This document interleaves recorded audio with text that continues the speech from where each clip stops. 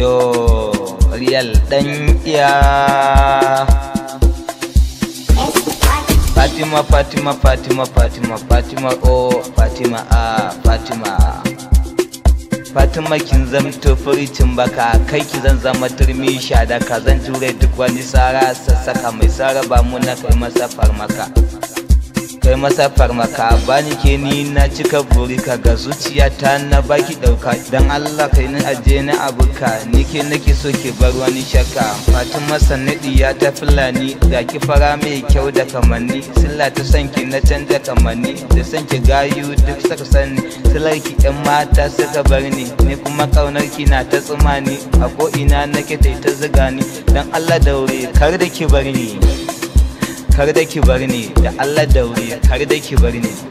Fatima sannu gwanar mata kin fi suwanci a kin halaye akan ki yau na siyo filaye kauna ke ba mai minni alaye. Fatima sannu gwanar mata kin fi suwanci a kin halaye akan ki yau na siyo filaye kauna ke ba mai minni alaye. Ni na fi so na gano ki gabana na kira ki ko ni ki ce bestina da na baro ki kina nema na in zan fito ki rike hannuna idan na dawo ki karbi jakana ki min ado ki sako jallalle hakan ne zai sa a raina yi tsalle da ni da ke a gidanmu mu huta babu batun ma da yi miki kulle